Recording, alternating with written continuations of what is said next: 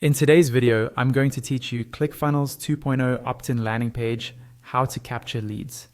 We'll walk through how to set up a simple opt-in page so that when people visit your funnel, they can easily enter their details and become leads in your system. First, log into your ClickFunnels 2.0 account. Once you're on the main dashboard, look over to the left-hand sidebar and find the option labeled Funnels. Click that. Here, you'll see a list of all the funnels you've already created.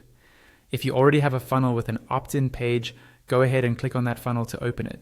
If not, click the Create Funnel button at the top of the page. When you create a new funnel, the page will reload and show you different funnel templates. For capturing leads, choose the Lead Squeeze funnel.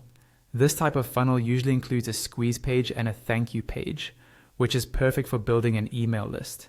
After selecting it, the page reloads again and shows you a variety of designs. Scroll down to the bottom and pick a template that fits your brand and your offer. Next, you'll be taken into the funnel editor. In the center, you'll see the pages that belong to this funnel.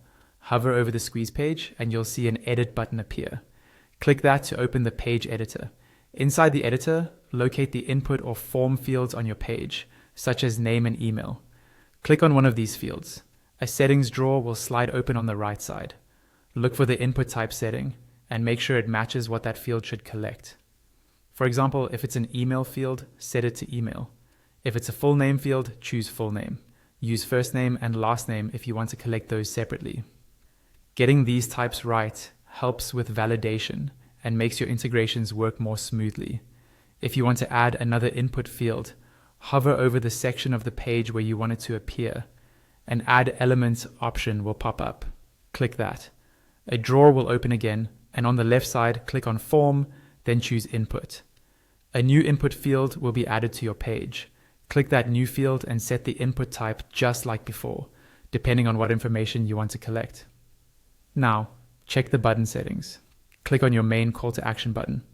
The drawer on the right will open. Find the button action on Click Setting. Here you choose what happens when someone clicks the button. Common options include doing nothing, going to another page, or submitting the form. For lead capture, you'll usually want it to submit the order or form so that the visitor's details are actually recorded.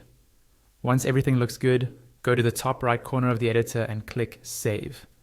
This makes sure all your changes are stored and your opt-in page is ready to start capturing leads.